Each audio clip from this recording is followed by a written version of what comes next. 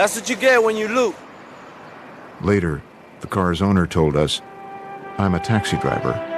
The car was my livelihood."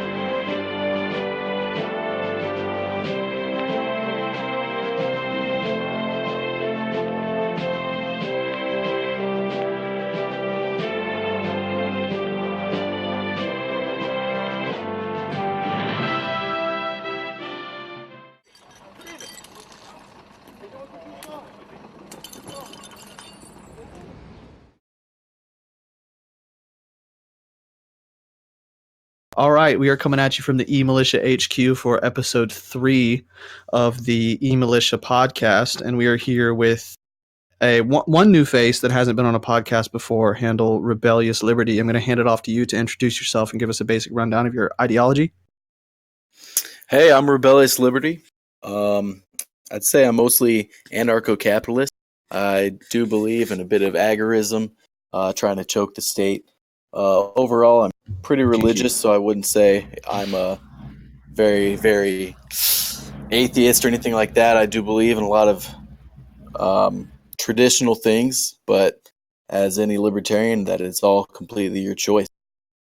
All right, that's awesome. And so now we're just going to give a condensed introduction to everybody else that's here, just so y'all know and can kind of get an idea of voices for faces. So starting with Founding Fathers. What's up, guys?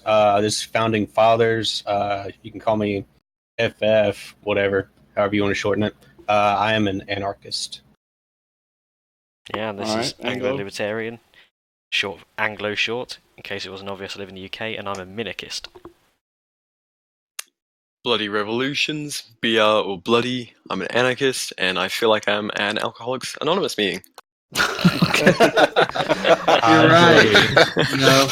I'm Guns and Guillotines. I feel like we should probably invent a better system to introduce ourselves so it sounds a little less AA meeting-ish. But anyway, Yeah, I agree.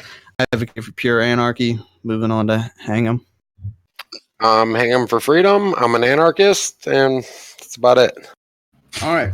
Concise. This is super AA. So anyway, That really was. yeah. So, well, you know what? Honestly, there's probably a couple alcoholics in here functioning. So More than a couple. High whatever. Yeah. Anyway, I'd say 5 out of 6 of us are drinking. So after- there's that. yeah, true. I'm a drunk. I don't go to meetings. After discussion within the eMilitia group chats in the eMilitia HQ, we have decided that episode 3 is going to be dedicated to foreign policy and libertarian foreign policy and its different avenues as best we can. So basically, we're going to give a brief rundown of what libertarian policy or libertarian foreign policy is compared to like current foreign policy within the U.S. and which is basically a pretty good indicator of what English or British foreign policy is and the differences between them, and then discuss the different fundamentals between like full anarchist libertarian policies and more minarchist or just libertarian light foreign policies and stuff like that. So Right, well, for starters, well, I'd like, as I'm the only one here that's not an anarchist, how would an anarchist view foreign policy? Because I'm the only one who believes in a state defensive military. yeah, and and I'd like to go ahead and get this mention over with quickly. Bootlickers Beware, who was with us during the last podcast, and I believe the first episode of the podcast too, said that the only argument for a federal government would be for defensive purposes, as if like another nation decides to just full on invade your nation. It's probably a good idea to have some sort of organized force to combat that. You know, so I mean, absolutely. I guess we can discuss this a little bit, and then I can try to crush it as best I can with anarchist propaganda in a few minutes. All right. Well, should I go first as the outlier? Yeah, go ahead and go ahead. give us your rundown. Okay. Right. Well, let's look at... Take your minds back to the first Industrial Revolution. And militarization. Yours or ours? European, Worldwide, we'll wasn't say. Okay, yeah, because that started before, like colonization of America. Well, the thing that led to the colonization of America, and Really? well, the beginning of the Age of Empire, and where you went from basically from ancient feudalism Rome to proto-capitalism. Essentially, the countries that came to dominate Europe, it was a very fluctuating balance of power. Balance of power is a word that military historians love to use when talking about Europe, and it was all established from the countries that had standing armies versus the ones that took on irregular armies. If a standing army knocked on your door and you did not have a standing army to match it, you were gone. You were just absorbed into an empire. And I think that's probably, and because obviously we live in such a post-industrial age, it is. I think it's completely. It baffles my mind to say that we shouldn't have at least a defensive military, or else you are literally a fish in a barrel. Well, you can be rolled over by anyone. We would have a defensive military.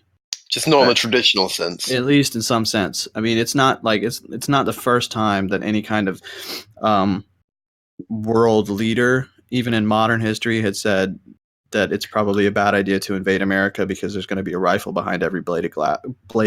Yamamoto. Which is true, because there would be, and also sticking out of every window, and also behind the wheel of every car. And I mean, we've got too much going on here for anybody to think that's a good idea. But also things changed, and in in the ancient world, your neighboring country, could be taken over by a bigger empire, and then that would just be that, and you literally wouldn't understand why that's happening. But in the modern age, if fucking China decided to just invade America, invade a stateless America with no central government, and take over a bunch of people, it probably wouldn't work out for them the way they wanted it to anyway, but also the world wouldn't react to it as simply as oh, I guess that's China now. Like they did in the past, hundreds of years ago, thousands of years ago. Well, the reaction would be more like if someone invaded Switzerland. Most of the world would be like, well, what are they doing? Those people are neutral. They don't attack nobody. Why is someone going and invading them? Even if they didn't want to help, that would be the worldwide. Well, America. Be the conversation that would be happening. Yeah, well, I mean, for that to be the case, we'd have to establish that in this kind of society, America would be neutral when it comes to foreign policy, which we aren't now. So, anybody that just heard you say that is probably being like, what the fuck is this podcast talking about? That's not the case at all. Which, right now, it's not. But remember, guys, this is all hypothetical. This is libertarian foreign policy, which is not what America has currently adopted around the world. But he's right. If a country did invade a libertarian foreign policy nation, any nation, it doesn't matter what nation it is, the rest of the world would look at it as probably a low-key war crime, because they're not doing anything. Or they would look at it like what their government tells them, which is going on right now. That's what I was going to counter with. If it fits the status quo very nicely to have a defiant nation just invaded and absorbed, I don't think people are going to really get too up in arms about that. Yeah. That's a good point. Yeah, if just to say that our other governments wouldn't take it lightly is to trust other governments, essentially. I mean, some of them would. I mean, not everybody's going to be on the same page. Right now, they probably would be, to be honest. Well, I don't know that I would say it's trusting other nations. I think it's just a knowledge of, human nature. Some people are obvious. I think the Switzerland analogy was right on. Once this hypothetical Ancapistan was established, people would recognize that we were neutral, and an invasion on that would, at the very least, it wouldn't be looked well upon by the rest of the world. Yeah. And okay, let's say another nation, North Korea, uses it as propaganda and tells their citizens, "Oh, those Americans were bad people." If they don't plan on invading the United States, do I care what they talk about us? Free speech. You say whatever you want behind my back. I don't give a shit if it ain't infecting me at my house. I don't care. But you can take personal threats seriously. And so if we're talking Oh, about well, a threat's a national threat. scale, Yeah, a threat is a threat. hasn't Kim Jong Il already, or Un, I forget which fucking one they're on now, hasn't he said, I will nuke America or something to that extent? Yeah, but I'm pretty sure we've said we'd nuke him too. So like, we're the nukers. We knew. Broad sense. We've been flaunting that weapon as long as we can. So Since Japan. anyone want to make a name of themselves flaunts it back. Okay, but before we get too far into this rabbit hole, we probably need to describe what libertarian foreign policy is, because right now we're just talking about it. And We jumped straight into this, haven't We didn't give a description. We didn't give much some intro. of our listeners probably don't know, and they're just like, "What kind of fucking world are they talking about right now? Like, is this a book they're talking We're about?" right wing, yeah. Okay, Yeah. So basically, I think the general consensus is libertarian foreign policy is non-interventionist, and so kind of like Switzerland, I guess. Like, we're not really handing out foreign aid like current America is to so many countries, and we're also not stationed in so many countries around the world, and we're just chilling on our own. And like, the foreign policy we have isn't based on military involvement; it's based on trade and voluntary trade.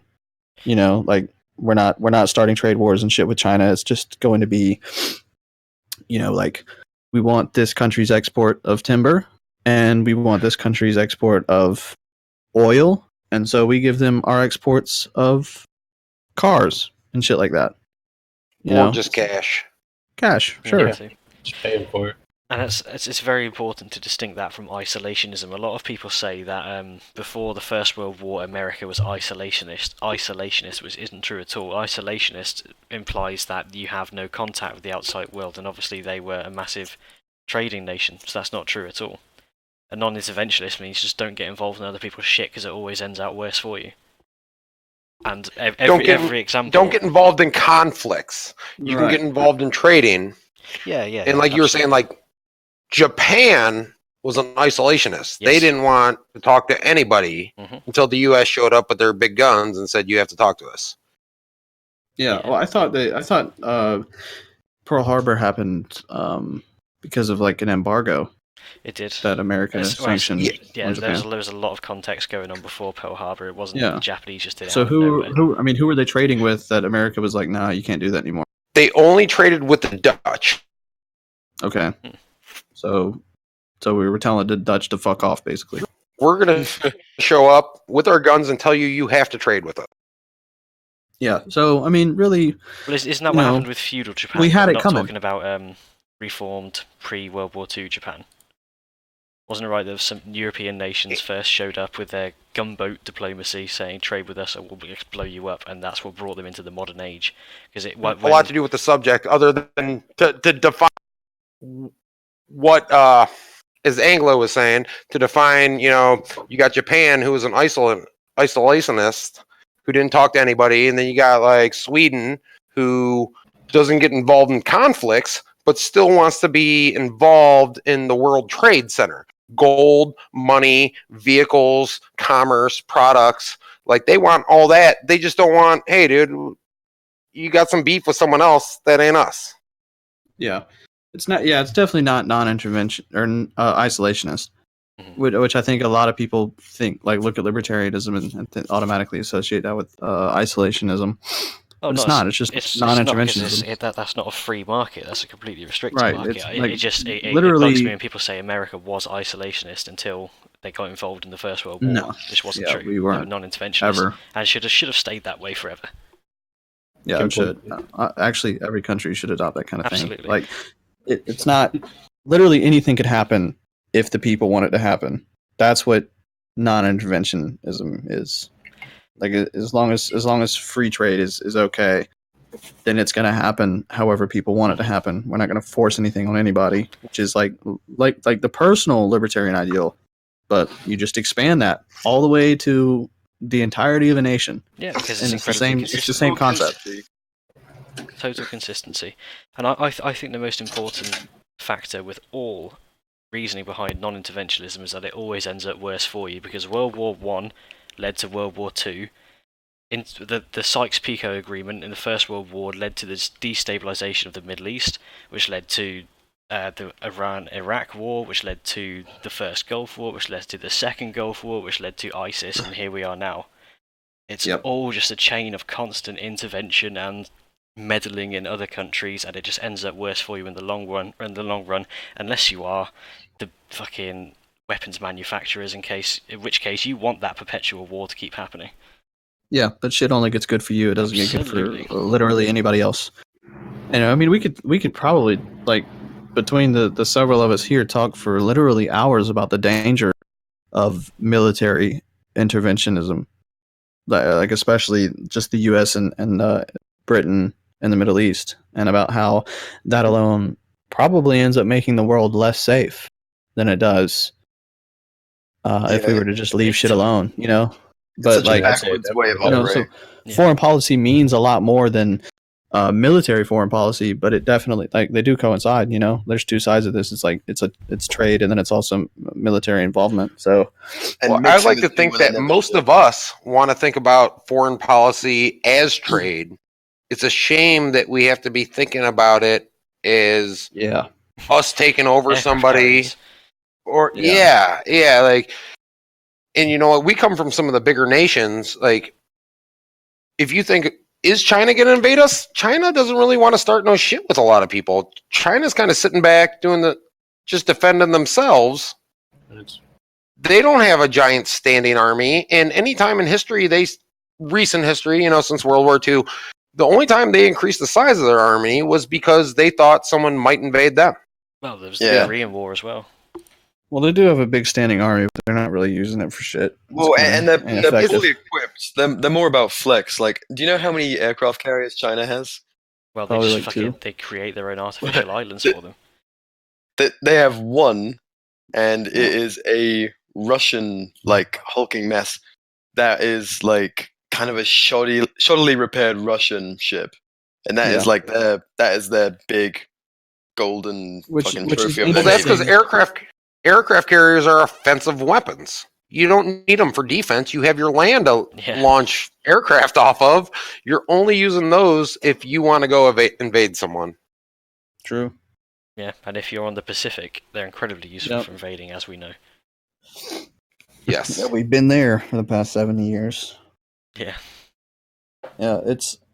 so, like, all of us, like, I've pretty much become conditioned to consider foreign policy just about trade and how nations trade with each other. And as a libertarian, I'm like, well, you leave it up to the individuals to decide what the market needs to provide, and a market will provide, and then the trade will happen for whatever they want, you know?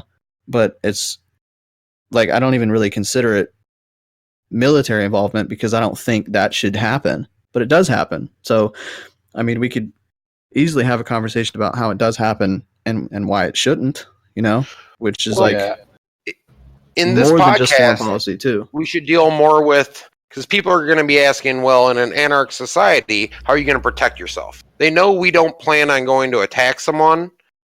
We should focus more on how we're going to protect ourselves and trade, I would say. Yeah.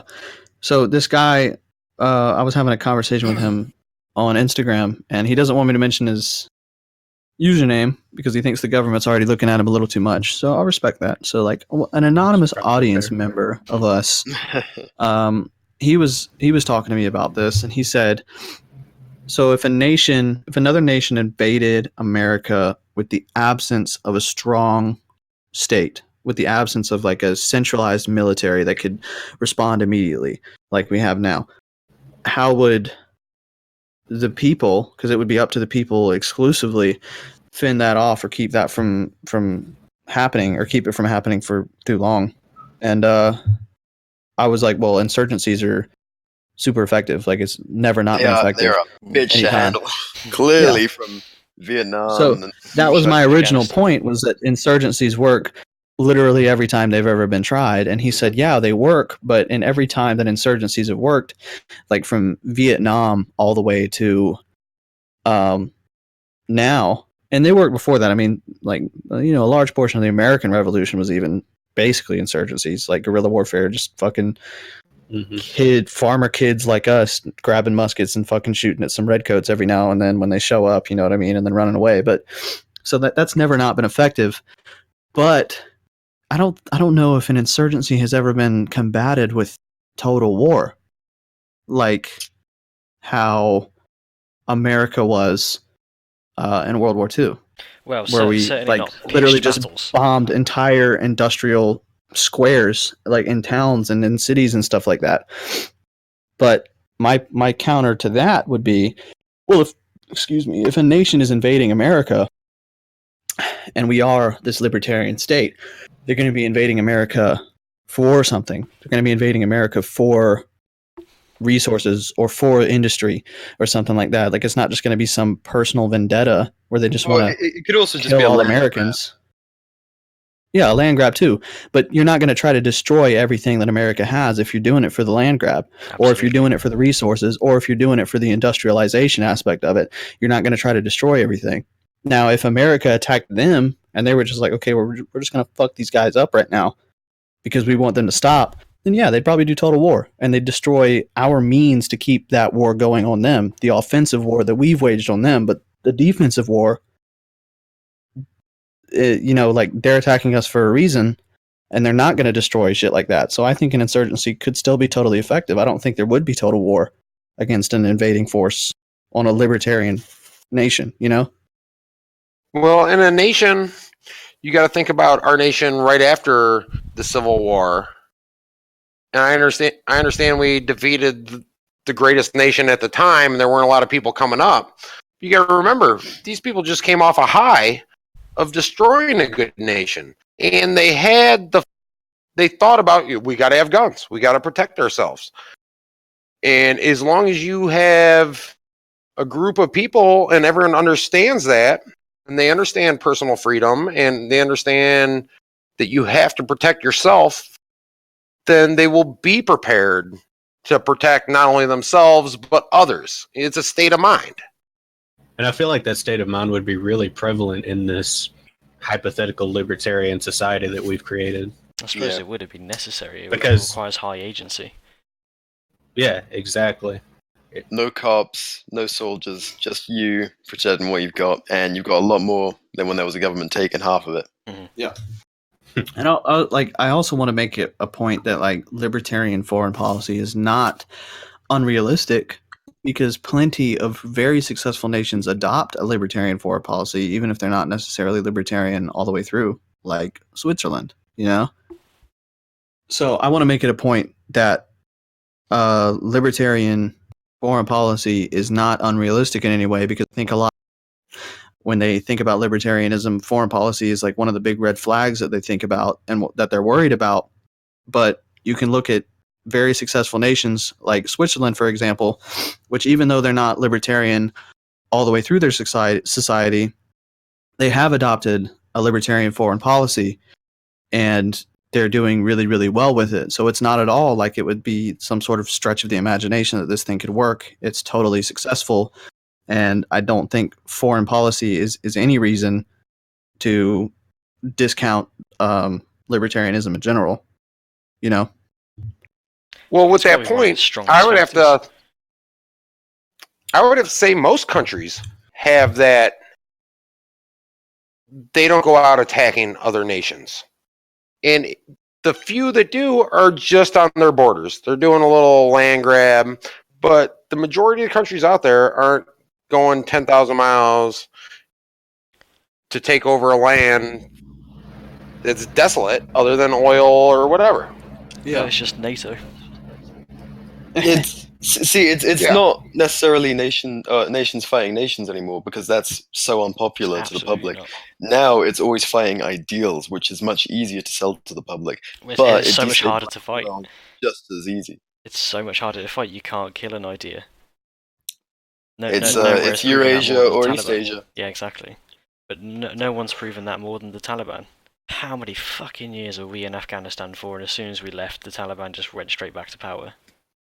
It's not necessarily just the Taliban, it's the idea of the Mujahideen, which is like any extremist faction. And then it just gets a rebrand every few years, and it's like, oh, the new group in town. Yeah, that's right.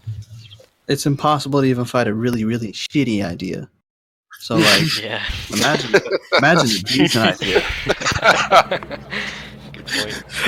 Is this another argument for the insurgency of American revolutionaries, part 2? Sure. Wow. Well, I mean, like, I think the Boogaloo is like civil, but like it would be Boogaloo-esque if in a stateless society another nation invaded, because I mean in that case it would just be the state. Well, You know what I mean? Guerrilla It would just warfare be all over again. yeah. It's It would be the Yeah, it would be a tactic similar applicable to both. situation. Yeah, exactly. Like basically, guys, like the libertarian ideal anyway adopts like the the personal responsibility, and like throws that over everything, every aspect of society or personal life. Personal responsibility. You own your own life. You're responsible for it. End of story. So the same thing happens if by chance another nation invades. And I mean, I literally can't think of a scenario where another nation would be like, okay, we're just going to fucking kill every American we see. Our goal is to kill all the Americans. That's not going to be the case. They're going to invade the for a motivation? reason. Yeah, they're gonna invade for our industry or resources or land, which I mean is basically equivalent to resources. That's what it's going to be. So they're not just going to be fucking destroying everything. They're going to try to keep the shit intact because it's a lot easier to invade a nation, gain control, and then use their resources or industry than it is to fucking destroy everything and then turn it into a parking lot and then build a factory in the middle of the parking lot. You might as well just do that in your own nation. Like they're not invading us for any other reason than to keep the shit intact and use it for themselves, which I think would be pretty fucking easy. It would be easier to fend off that than it would be to fend off our own state. Yeah, I mean, if I can interrupt, World War II, Hitler invading France was a good example of this. Hitler wanted to keep all these monuments and factories, a lot of the art, and Paris had one of the healthiest Boogaloo moments. Yep. They made a meme about it. They had a great insurgency, and they were some of the most helpful people for us to be able to push the Nazis back. Yep. I made a meme about it. Go check it out if you're listening to this podcast. Oh, of course you fucking Guns and Guillotine. Just made a meme. plug right there. It's a picture. Shouts out to myself. I'll always do it. You'll always count on me to shout out to myself. Go check out my French insurgency meme. Thank you. All right. Giving the floor back. To draw a parallel then with the idea of not being able to kill an idea, let's say we instilled this idea of individualism, liberty, whether it be in an anarchist society or not. And another point I would bring back to World War II is the partisan insurgency in Poland was like entirely driven by nationalist independence, which Poland had for a very brief period of time before Hitler and Stalin saw to it. They'd constantly been oppressed by other nations, and that was their residing idea that kept the partisans alive, and they put up a ridiculously massive fight against the invading force of both the Germans and the Russians until the Soviet Union really got their claws into them. And so surely couldn't that same thing be applicable, a uniting idea that lights the fire in the people to resist an aggressor? I was going to say a foreign aggressor, but obviously we can link it back to the Boogaloo. If it caught on enough, it could easily be the gel that holds it all together. Yeah. That you I think the main thing people have a problem with when you propose this idea of libertarian or anarchist national defense is, oh, well, are people really going to fight for it? It's like, it's fight there is no one else to fight for. It is you and your family. Yeah. If It's that's your your only farm, choice, it's your stuff, you're going to fight for. It's the same mentality as self-defense. In the United People States, wanna we have a defend voluntary army here in the United States, and they volunteer to go kill people all over the world. Are you telling me you're not going to fight for your own property and your own land and your own people? Yeah, we're going to stand up. well, yeah, I mean, it's easy enough to say I'm fighting for my family when you're 3,000 miles from home, like shooting brown kids. But when you're 5 blocks away from where your mum and Very good point. When you're 5 blocks away from where your mum and sister live, you're gonna be honestly watertight. Ever since you know where the closest. And your mother and sister are going to be fighting too.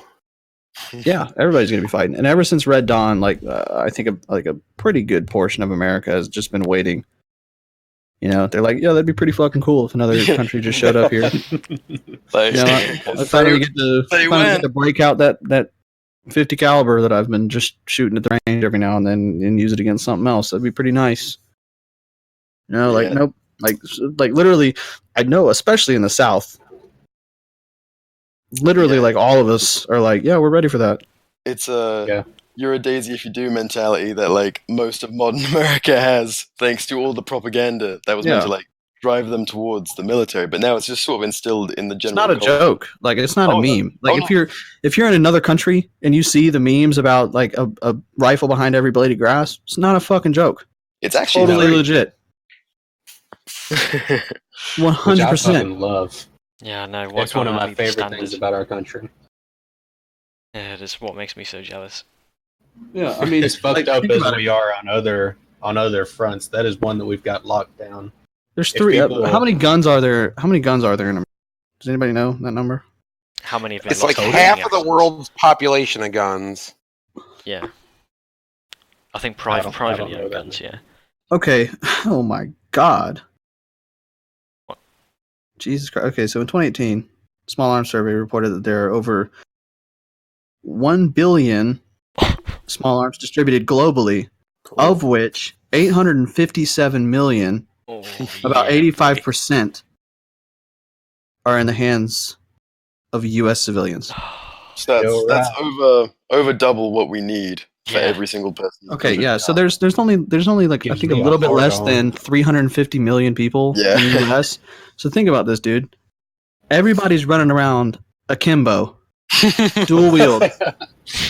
It would take a force. It would take a force of 1.6 billion people to invade for us to have to shoot all of our guns more than one time.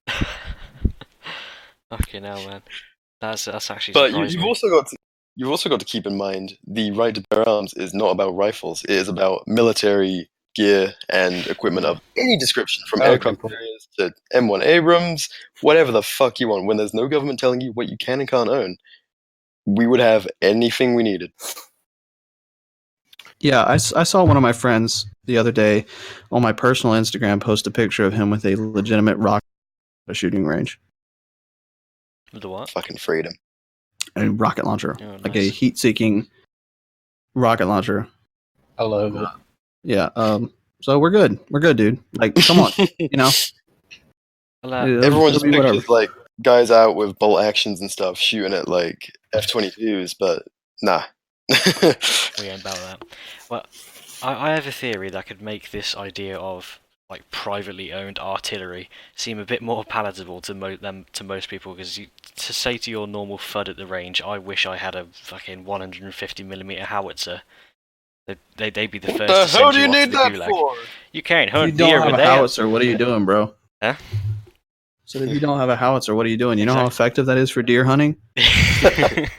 Cooks it straight away for you.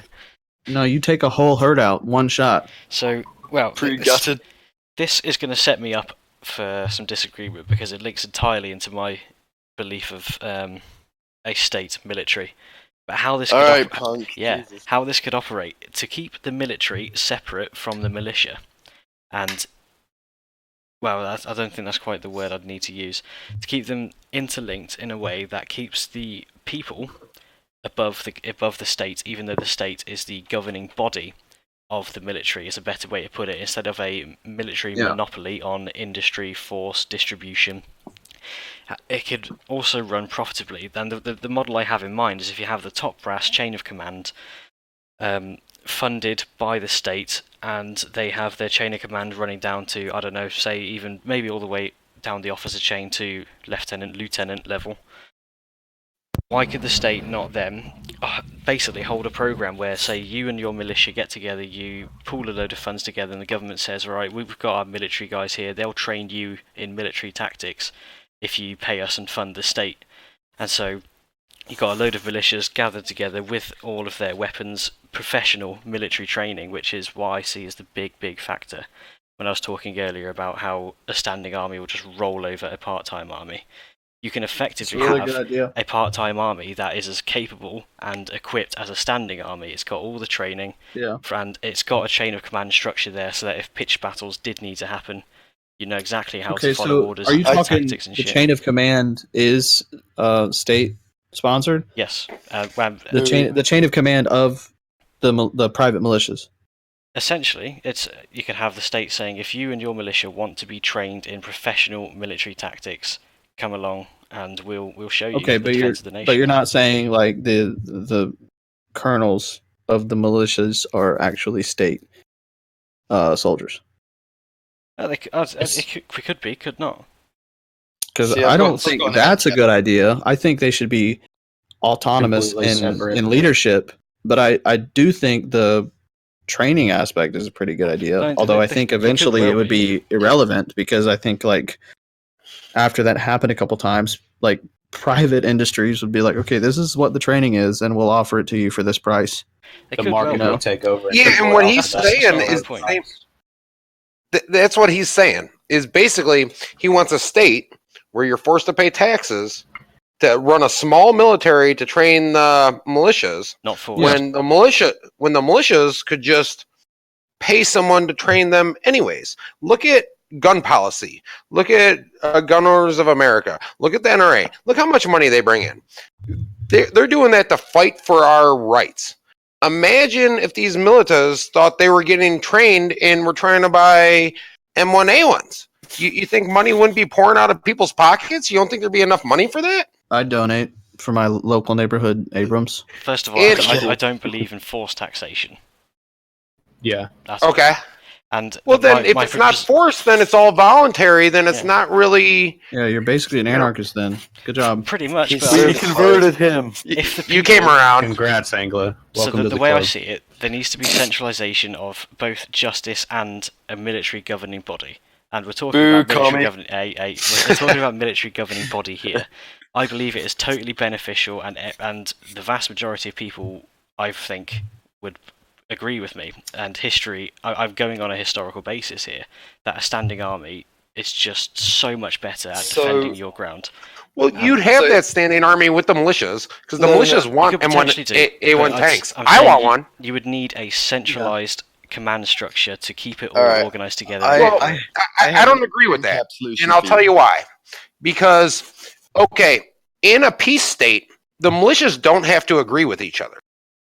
They can do their own thing, and even if we got to go out of country to hire people to train us, people that are actually fighting wars, we can do that because we're capitalists. We'll get the training we want with the money we have, and we don't have to agree with each other. But you better believe if a foreign nation tries to invade us, we're probably going to agree with each other to fight off that foreign nation, and then we can go back to fight, like not agreeing with each other later.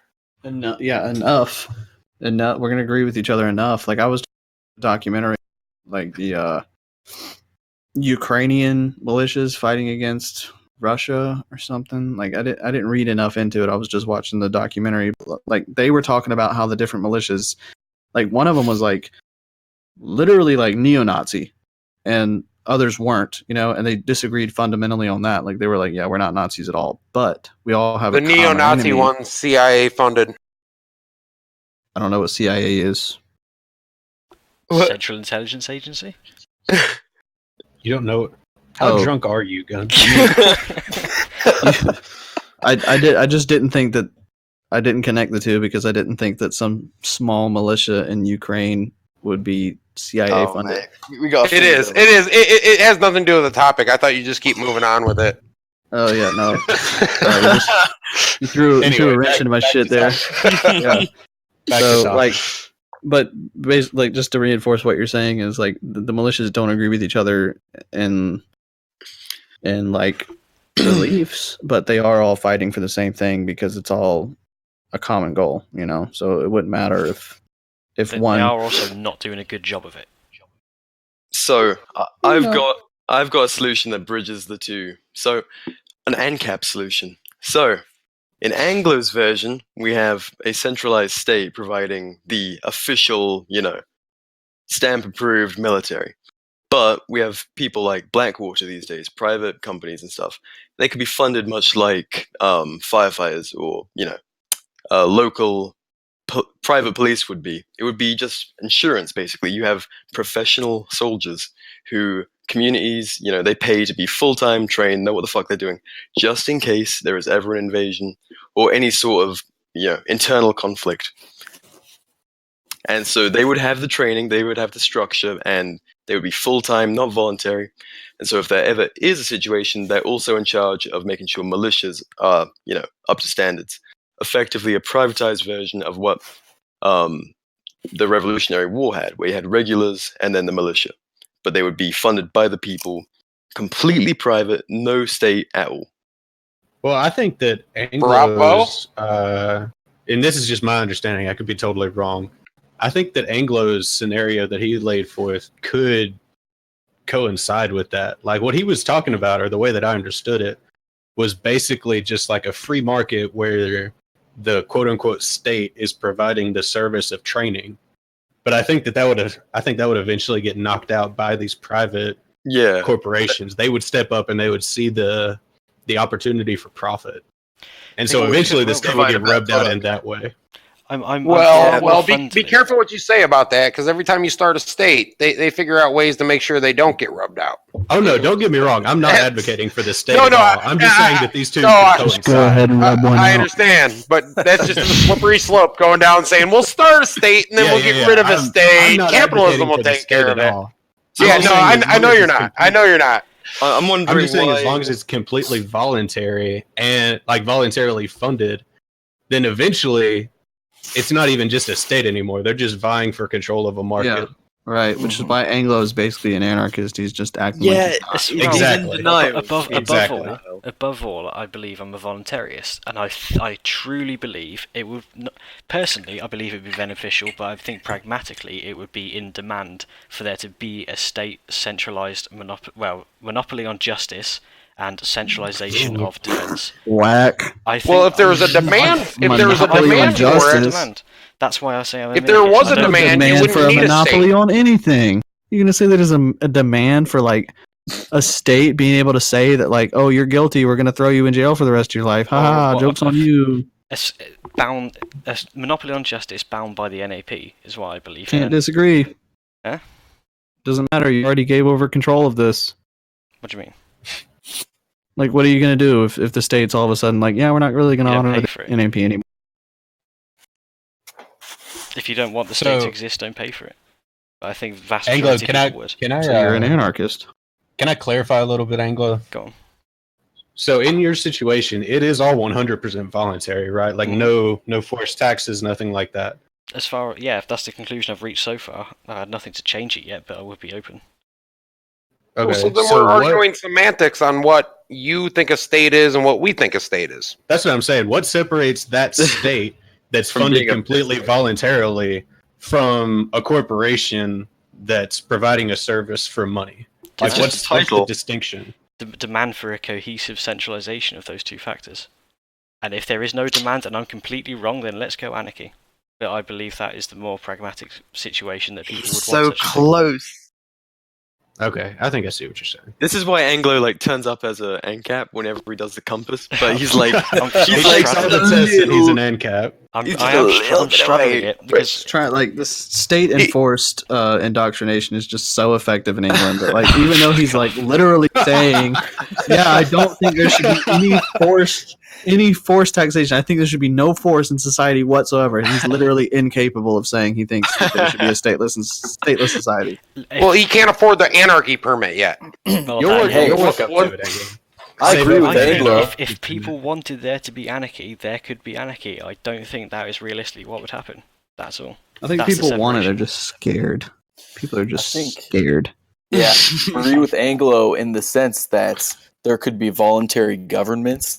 That's my whole thing. Voluntary communities. Like, yeah, I mean, if people want a local state, go for it. I agree. That's why I was saying that it's a hard distinction to make there, because as long as it's voluntary, how is that anarchy to say if there's going to be a state, whatever? So because it's voluntary. Here's how I explained it to someone who was messaging me last night when I made that meme. when Angelo was asleep attacking him. Yeah.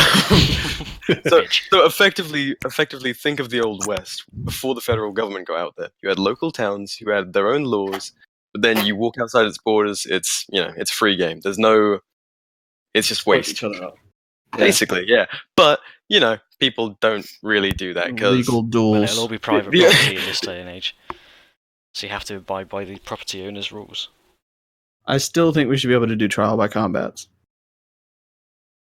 If everyone agrees. As long as it's voluntary. Yeah. Like for anything. Like traffic ticket? Nah, I don't want to pay that. Trial by combat.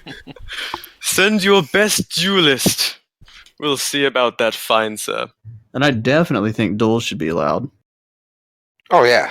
Like if there's just like if you just document it somehow, like yeah, I'm about to try to shoot this motherfucker. Well, As long everyone's got a as both phone. parties consent, I say go for it. Yeah. Anyway, that's domestic policy. So Certainly is.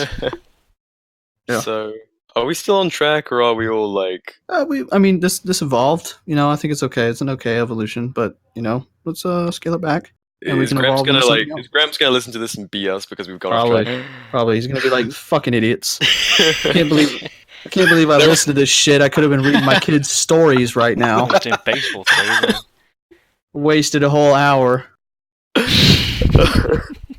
watching this dumb shit. And they made no conclusion. They just fucking. So I mean, but okay. So we talked about military aspect of foreign policy, but And now a little bit of economics. true. So now let's try to tackle as a group. Let's try to gangbang trade policy in a libertarian society, which is much easier to do, I think. But I we'll see mean- what happens. All right, so anarchist or libertarian trade policy would be: I have made AKs. I want to sell them to North Korea. That is my right. Yep. Effectively. I mean, yeah, completely. I mean, honestly, with trade policy, there really is no policy. It's Yep. you're allowed to do what you want. Oh yeah, it's free trade or it's not. As long as you're not interfering with other people's natural rights, do Yeah. whatever the fuck you want. Yeah, No I policy. agree. So this is where bootlickers beware, aka Gramps, in case you hear us refer to him shorthand, Gramps. Because he's the ripe old age of like 30 something. Anyway, As opposed to Hango. yeah. He said that his analogy for foreign policy in general is just an ostrich with its head in the sand. Don't Which care is what the fuck interesting. is going on. An Because ostrich analogy.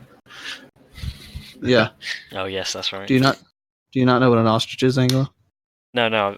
What, yeah. What do you think? I'm confused. Guns. I haven't said Guns, how much are you fucking drinking? He Wait, just wait, he said he didn't understand, so I made you not understand what an ostrich is. It's basically like a dinosaur that didn't die.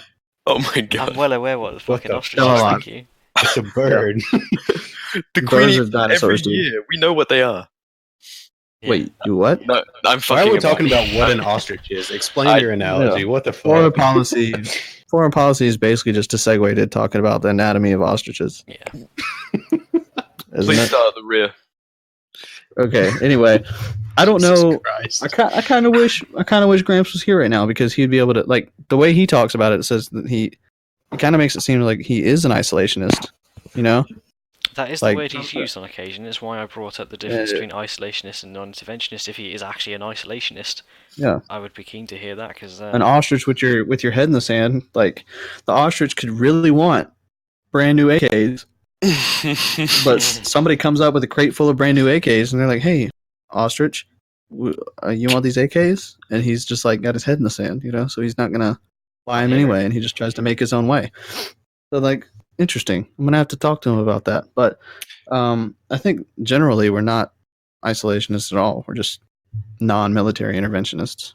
absolutely. And, Yeah, and we're not open interventionists. trade, like totally open trade. And that's absolutely the Hashtag free consensus market. all the way along the libertarian scale. Whether you're anarchist or So- classical liberal, just don't fucking... No aggression. It's not needed. It's not necessary. It's not helpful. It's tyranny.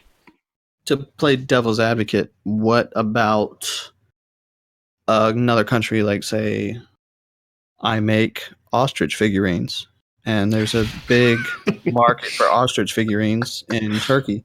So, like, I'm trying to ship all my ostrich figurines over to Turkey, and then China, like, steps in the way and is like, hey, you and your fucking ostriches are going to have to pay me a tariff to get past me to sell your ostrich figurines. That's a very good point. What would we do about our tariffs trade being blocked? Nuke. Tariffs are theft. Somebody would use their only if it's recreational private. McNuke and end that problem. Yeah, I mean, well, I think, I could form networks with other companies that trade with China, together. Like China ships things through them, and they ship things through China. And if I had that kind of network, it would defend me from that, and China wouldn't be like, "Hey, we're gonna, you have to pay these tariffs," and then I'd be like, "No, I don't have to pay these tariffs because." Okay, so if I formed a trade network with my Ostrich figurines, I could say, no, China, I'm not going to pay these tariffs because if you make me pay these tariffs, I'm networked with Bloody Revolution's North Korean ARs or AKs, and if you try to fuck me up, he's probably going to fuck you up because we're networked together. So it's an alliance of Well, sorts. there's the argument. Yeah, You're trying to think this trade would- with An Turkey. economic alliance. You're trying I to think trade this with would Turkey end and pretty China's saying quickly. no, and why wouldn't the Turkish just say, what the fuck is China doing, putting its nose in you? You have no right to enforce a tariff on products that we want to buy because tariffs are close to theft in the same way taxation is. Yeah, I mean, it would have to be. They'd have to be pretty bold. Any state would have to be pretty bold to just step in and say, "Oh yeah, I'm getting involved here." Well, you got to Even though think though, not. Turkey would step in for their own benefit though, because a tariff would drive the price up. Yeah, Because and if they you have to really, pay the really tariff like. to get the ostrich figurines there, They really your like price those goes up. ostrich The figurines. Turkish people have to pay more. But you So gotta- they you would be gotta on your side. Then we're at the mercy of other states deciding how we trade. Like this is all, I mean, to be in the same devil's way that a advocate. restaurant is at the mercy of other people for customers. Like if it doesn't work out, take your business elsewhere. It raises a good point, It's is positive this- sum. Everyone benefits, and if someone doesn't want to mutually benefit from your trade, just say, all right, well, you're a fucking idiot anyway. It's your Yeah, loss. Yeah, because if so you bye-bye. can make ostrich figurines, Canada might want mole figurines, and next thing you know, you're switching up production, and you just found it's less shipping for you. You're making more Exactly, profit it's off just a making free them. market. Find the I mean, demand, everything match evolves. supply. Yeah, I'm just talking about complications that could arise. Yeah. But the really, market it does always raise a good point. Yeah, it does. It does raise a good point. Like, if the whole world was stateless, nothing would happen. Yeah. Everything would be good. Like, nobody would interfere and be like, "Hey, you have to pay me. You have to give me 10% of your ostrich figurines to sell these ostrich figurines to Turkey." Nobody would do that. Example. It's only going to be states that try to get involved with that shit.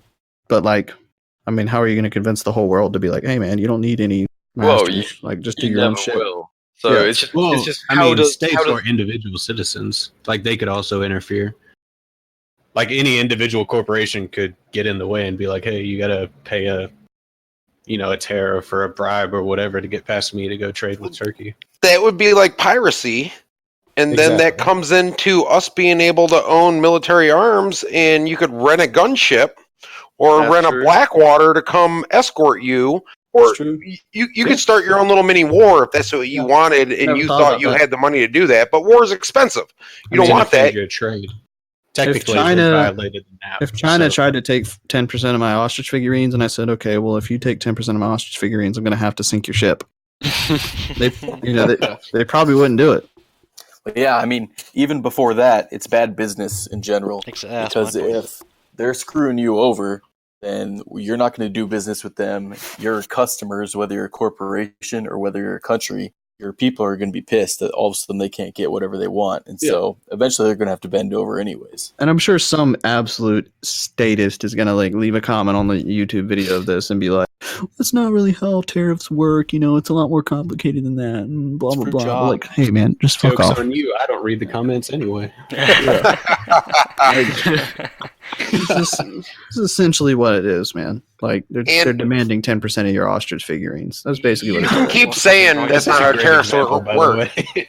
Every time you say that's not how tariffs work, you just prove that you don't know how tariffs work. Tariffs are a tax on the people. It's nothing else. I don't care what you were taught in school, what your high expensive education told you, and all your status teachers told you. That's not how tariffs work. Tariffs are a tax on the people. It's not helping anyone out. It's just proving political points that, for the most part, the people don't want. The people want cheap product. They want a quality product at the lowest price they can get. And they will. We've proven that here in the United States. Look at Harbor Freight Tools. Oh, hell yeah. Even I've heard about them. Well, they're trash. Yeah. They're trash, but you know what? Sometimes you need a trash tool that you can just beat up and throw away, and you don't want to spend $100 for it. You want to spend $20. When I need a good tool, I look for a grinder. Yeah, I got a Harbor Freight grinder that's 3 years old, 4 years old, and has been beat up, and it still keeps going. But I bought it knowing it was a cheap piece of shit. When I buy a good tool, I go for American made, and I look for the highest quality thing I can get. If I know I'm going to beat it up and only use it twice, I buy the cheap Harbor Freight one. And that's what I did when I wanted to cut holes in my Jeep. As everyone does. For no reason. What point are we making here? How do you I kind of lost it. Well, we're looking for tariffs, trade. Free trade. We're looking for trade, and everybody wants the best product they can get for the cheapest. In an anarchy society, that would be, free trade, whatever. We're talking about trade with other nations. Other nations want to trade with us. We start a lot of these tariffs here in the United States over political issues. We'd cut half of those out. And then, if we become a powerhouse of selling, trading, that in itself is going to stop China from bringing their ship to you. Because, all right, you're selling your ostriches. Okay, that's fine. Like, they want to stop you from selling the ostriches because they're mass producing them. They want to make a couple bucks. But all your buddies here in the U.S. will be like, dude, he's just trying to sell ostriches. We ain't selling you nothing anymore. And now that could shut their government down or shut their production down. And it makes they're not going to want to step in on that. Makes everything more like feasible and easy that the whole world's connected. So like, if I all of a sudden like it became not worth it to me, and I was like, I can't give you 10% of my ostrich figurines, China. Like Turkey wants those. Turkey would hear that Guns and Guillotines Incorporated, can't give them the ostrich figurines that they want, so then they would go to somebody else. Yeah. I mean, look, like the market will provide. So then all of a sudden France, that doesn't have to fucking ship anything from an ocean, and China can't get involved, would just be like, okay, well, fuck it. I'm just going to cut out the middleman, and I'm going to ship these over on a truck. Here's your ostrich figurines. And you know what? You're losing out on your ostriches, but that's the free market. Yeah. And it sucks that a government had to intervene. But at some point, you got to say there's nothing I can do about that. He's stopping you from producing your money. But unless you want to go to war with a full-size government, that ain't going to happen. So you'll figure out another way to make money. But I don't really think that into play that often. So have we just argued against anarchy? No. No, I don't think so. No, it's applying. I hope not. It's applying the free market on a global scale, and that's what internationalism is. Because I used to have internationalism as a pro in my Instagram bio, and people messing with me like, "Well, what are you talking about? Are you a fucking globalist?" That's so entirely different. Internationalism it's essentially free trade across a comparative advantage, to use the economic term. Everyone has something that they want to trade for something else that's mutually beneficial. That's internationalist. You don't need these fucking tariffs in the way and people disputing over prices and saying that fucking wages are theft. Everyone just volunteer, do shit, get along. Whereas globalism is try and make the world one state. And it's entirely the point the free market will always provide. We live in a post-industrial world where markets, I won't call them free markets, run free. And they could easily overcome all the fucking problems we have in the world right now, but everyone needs to swing their dicks around with who has got the most aircraft carriers and try and fucking invade shit. And there we are, back to the military foreign policy, because they are very, very linked, trade and military, in regards to foreign policy. Well, here in America, our military fights for corporate interest. A lot of times, our foreign policy is based on corporate interest. The corporations put money into government goes and fights wars for them. Yeah. So you get rid of the government, and you get, all of a sudden, free trade, and everyone's happy. Absolutely. And it's what socialists are so scared of, is the capitalists controlling the this massive military that a capitalist country requires. It doesn't require it whatsoever. It's harmful to a capitalist nation to have such an interventionist military. And you don't need... People think that for capitalism to survive, you need poor people to exploit. That's absolutely not true. You need as many rich people as you can so you can keep taking their money. You only create the poor people through this interventionism which destroys homes and nations. A lack of industry. And it's for immediate corporate gain for the big banks that control the Fed, who obviously then can have a fucking stranglehold on the government, who has a control over the military. It's a big chain from the top down of who will benefit in the short term instead of the entire world benefiting in the long term, and the capitalist free market system benefiting. Yeah. I mean, to simplify everything, libertarian foreign policy is basically just domestic or individual policy expanded. Yeah, it's just the same shit. It's just the same shit on a bigger scale. Yeah, it's the same. Zero idea, logical just on a bigger fallacies. scale. Yeah. Like, you can't say anything about how libertarianism is riddled with logical fallacy, because it's not. Like, it's literally airtight. Same logic all the way across the board. Yeah. From the individual to straight up nations of 350 million people. Mm-hmm. It's the same shit. And obviously, the point I just made is what socialists will point to. They say, well, the capitalists will just control you. They can't. The method of control is a monopoly of force, which is a overreaching state. If you take that away, no one can control you. Just do what you want. Yeah. Vote with your the wallet. people definitely 100% control corporations. Like, if you start doing something that they don't like, they're going to stop buying your shit. Like, don't tell me that big companies, they get too big to fail, because like huge companies like GM have gone bankrupt. And guess what bailed them out? The government. Exactly. It wasn't the fucking people. I was going to say, the 2008 financial crisis became a crisis when these, quote unquote, too big to fail banks were bailed out with our tax money. If they weren't bailed out, the financial industry would have crumbled, but it wouldn't have been the financial crisis that we have, or that we had. Sorry, it wouldn't have been a financial crisis. It would have been a financial industry temporary collapse while they learned from their mistakes, but they didn't. They got to walk away. Thanks to the government. They didn't have to learn from not a free market. It wouldn't have hurt the people nearly as much. Absolutely not. Like, it would have been the corporations that hurt. And the corporations would have had to fucking learn how to not do that dumb shit again. Of course, the banks capitalized on it because they got bailed out, and then as all the people were losing their homes, the banks just bought them out, and now rent's going through the roof. And what's ridiculous is that, like, socialists or collectivists will look at that and be like, they did all this, and look, they're still doing it even after the crisis. Blah blah blah. Like, well, that's not like. That's not the fault of a lack of government. That's because the government let them. It's because the government didn't only let them, but literally like gave them the opportunity with our money. Because they mutually benefit off the things that are detriment to us.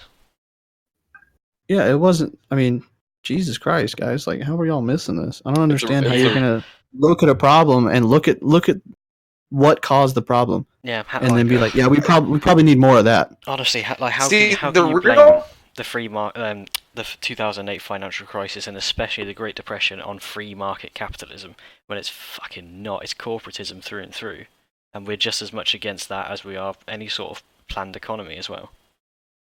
Yeah, it's bullshit. It takes away the rights of the individual. So there we are. I think we can start wrapping this up. We've got about an hour's footage now, maybe a bit more. We're a little bit over. That's good. My PC just told me that like it's going to update in a matter of minutes, and it's not giving me an option to say no, don't do that. So non-consensual. Microsoft is literally fucking tyranny. If we went on to, I feel like your PC is raping you right now. It is, dude. Like, can you imagine if this happened like at the beginning of the podcast? I would have just gone silent. Y'all would never fucking know why. The CIA got to. Oh, he doesn't even know what the CIA is. Got thrown in the gulag. Yeah. How much do we have right now? We'll have over an hour. I had about I had over 20 We're minutes like an hour crash, and 5 now minutes or so. I've got 40. That's pretty good. Yep. All right. So, I mean, to simplify things, what libertarian foreign policy is just libertarianism, wide scale. It's really easy to understand. Like, you don't need any kind of classes or books to read up on this shit. It's the exact same thing. Same shit, big scale. Yeah, so I mean, basically, libertarianism as a whole just takes the successful aspects of any nation and combines all of them into one nation. You know, like you have super free markets in one nation, but you also have extremely high tax rates, which sucks. So we take the free market aspect, which is successful, and then we take the low taxation aspect of another successful nation, which is successful, and then the non-interventionist aspect of another nation, which is successful, and all these different successful aspects, and combine them into this kind of And perfect Kapistan. utopian state where nobody is forced to do anything they don't want to do, and everything is literally sunshiny all the time. By the way, you shouldn't use the word utopian because that's actually a negative connotation. It is a negative connotation. Plus, it's false. There's always going to be problems. Yeah, People have to understand that, like, there's no government that's going to take every problem away. Like, libertarianism actually decreases it over the whole. If you look at the whole, you're going to have less problems over the long time. Everyone wants the short-term solution. Well, government says they're going to do this, or they're going to fix this. Every 4 years, someone's going to fix something. Nothing ever gets fixed. Like you said, we'll take all the good aspects, put them together. Hey, you know what? People are going to have hard times. We'll still have financial problems and stuff like that, but and that's you got to where move personal on. responsibility comes in. Like, you own your own shit, dude. Like, if you hit hard times, I'm sorry, that sucks, but it's not anybody else's responsibility to get you out of that hard time at their detriment. I mean, that doesn't make any sense. There's nothing moral about forcing somebody else to take care of you. No, and then course, that's basically it's moral to help someone, but it's no means moral at all to take away someone else's rights for your benefit. And that's I mean, libertarianism is the same all the way through, from the individual to foreign policy. It's I mean, that's all it is. It's really simple, guys. The MEP really is what it all comes down to. We appreciate y'all listening to us if you made it all the way through this podcast. And tune in an undisclosed amount of days / weeks to listen to episode 4 when we are talking about a classified subject that we will release later. I was so afraid you were gonna decide what it was before anyone said me too. You could have come on. with the next time we're going to talk about slavery. I could have done it. Yeah, I could have done it, guys. We're going to talk about ostrich figurines. Yeah, great. And that's the name of the episode. Different possible materials: porcelain versus standard clay. Oh wow! Would you invest? I would invest $10. Oh, I was talking to the viewers. We're going to crowdfund this shit. Yeah. Oh, well, in that case, I would invest $100,000. There you go. Jump in now. We're going to be trading with Turkey. Speaking of which, I want to give a nice big shout out to the viewers before we do finish this, because has anyone else been absolutely fucking blown away with how this podcast has been taken? Oh, geez. I have. I couldn't believe it. People are excited. I posted. I looked at the comment section for episode 2, and there were just so many comments. Just talking about. There was 10 comments. It was nuts. There were more than that. I'm sure there was more than that in episode 2. No, there was 10 comments within the first hour, which was pretty cool. But I posted on my Instagram story. I said we're recording episode 3 right now, and somebody already swiped up on it and sent me some expletives in a happy manner. So I mean, people are excited. I hope people keep getting excited. But remember, guys, thank you for liking, commenting, and subscribing. It helps more than you know. And tune in next time, because we'll talk at you again for another hour. Yep. Fuck yeah. All right. Thanks. Peace out. Bye, guys. Bye-bye. Much love. Bye.